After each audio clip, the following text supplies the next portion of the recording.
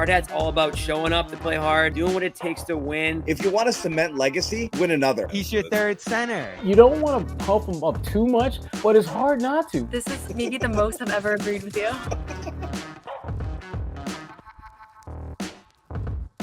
What's up, everyone? This is Noah Dalzell, and I'm here with Bobby Manning after the Celtics just defeated the Washington Wizards 136-107 to get back in the win column after two tough losses here at TD Garden.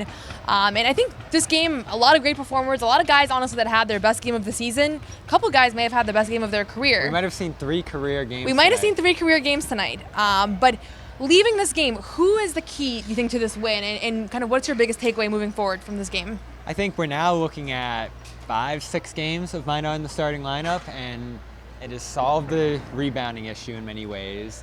It has given them extra rim protection. And on a night like tonight, this is the first time all year where they've separated themselves from an opponent, and it's because you had multiple layers of scoring that also included him. So if you're going to get 20 points from him, which he's never done before in his career, that's going to vault you to the 20-point wins that are probably going to be rare this year. But I look at him more and more as a barometer for this team. If he's doing all three of those things, shooting a little bit, he's 3 of 6 from 3 in this one, which is brilliant by his standards. Rebounding, which he did as the game went on, and giving you defense inside alongside Queta. That is everything that we came into this year saying that this team was missing. How are you going to rebound? How are you going to protect the rim? Where's a little bit of the extra shooting from your fifth player going to come from? And he has provided all of that by getting up to 33% from 3 tonight. Yeah, and I won't deny any of that. I think Minott has been probably the biggest revelation of the season in the sense that there were a bunch of minimum guys, a bunch of guys that were unproven. We didn't know what they were going to do, and he's clearly separated himself from the pack. And they've been, what are they, 4-2 now with him in the starting lineup. So it reflects well on him and his play. No rebounding disasters, too. Like, they've really managed that area with him out there. Last game was the only game where, actually, the Rockets game was a problem, too. But they won the rebounding battle in that game, offensive rebounding-wise, okay. So, to me, though, despite all that, I still think the temperature of this team is they'll go as Neemias Queta goes. And he had one of his best games of his NBA career, if not the best. 15 points, 7 of 7 shooting, 12 rebounds, 5 assists.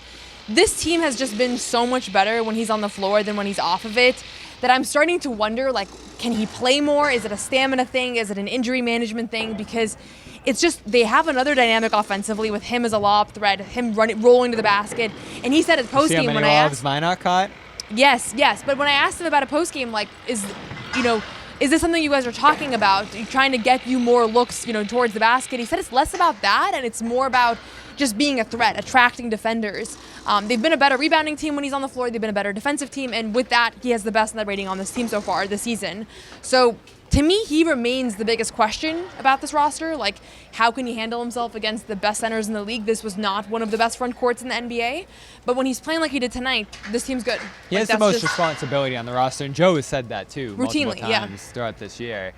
He started every game, which I didn't think we were totally sure about going into this season, so that's another credit to him. But I think rebounding left to be desired with him sometimes. Obviously, he gave up the game winner to Nurkic the other night. Rim protection, fouling, like those things do make him inconsistent in a way that, yes, if he's keying in on all those areas, that gives you that like rock in the center, literally there, that you need to win games. But Minott just complements him so well. Like, they were looking for that guy who could play next to him, and it wasn't quite working when they didn't have that. Now that Minott's bringing productivity in that area, look at the difference it's made in the games where he's played well. Like, I think Cade has given you just enough in pretty much every game. The last 3 games here, Minott shot like 4 for 21, 5 for 21. That impact started to dip a little bit there. So when he's not quite able to be what he's been at his best next to Queta, I feel like this isn't quite the same team. Like, to me right now, he really is their X factor because of the 3 things he brings to the table there. Is the shooting going to hold up? It's a big question. There's a lot of questions with Queta too. What's the biggest factor in him being successful night to night? I think, honestly, I want to see him involved in the offense because as much as nobody is talking about, this is not one of the craftiest centers in the NBA. You know where they rank in the league in terms of roles? In the 7th percentile. They're bottom of the league in rolls. Oh, okay. I thought you meant like roles like By ROL. their centers. Yeah, and I think tonight, like nights like tonight, early on, and this was the same for the Utah Jazz game. You see guys are looking for him when he's rolling. I do think there have been moments this season where he's been open, and whoever the I've ball seen it handler too. is has just not found him, and some of that is chemistry and kind of learning each other and learning each other's moments and spots and all of that. But I want to see him get 12, 14 points a game. I want to see him attempt 8 shots. Like they need that right now because they just don't have as dynamic an offense as they've had in years past. And he just gives them a dynamic that nobody else on the team has his rim game. Like he is the only one that has that right now. And so it's not even really like Minott versus Queta. Like they're both really important, but I still maintain at this point that I don't know exactly what to expect from Queta as the year goes on. And when he looks good, this team suddenly you're looking at this team. They're like, okay, they have a good center.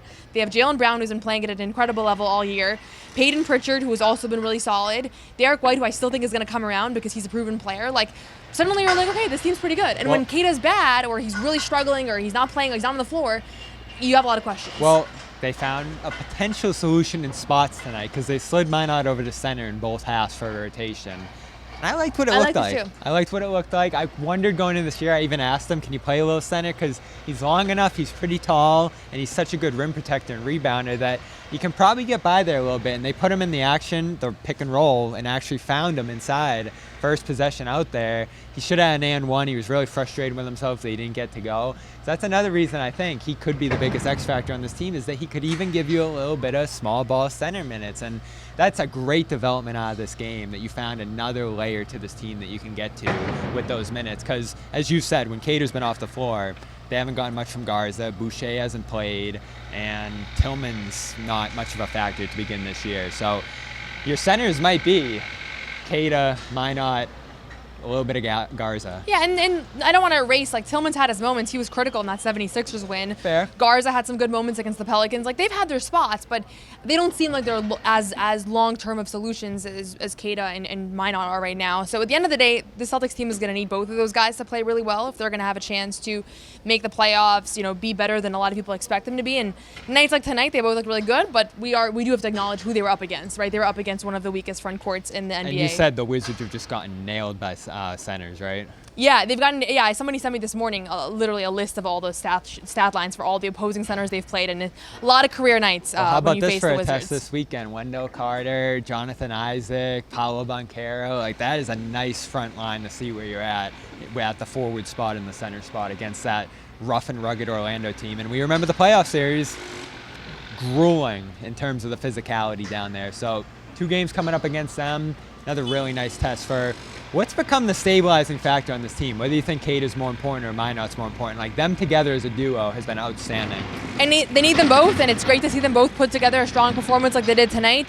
We'll see how that carries over. Celtics face the Magic in Orlando Friday and Sunday. I'll beat both of those games. Then they head back to Philadelphia where they have the Joel Embiid problem once again. So we'll see how all that pans out. But for now, a really nice win here at TD Garden. A much needed win after 2 tough losses. Celtics improved to 4-5 on the season with this one.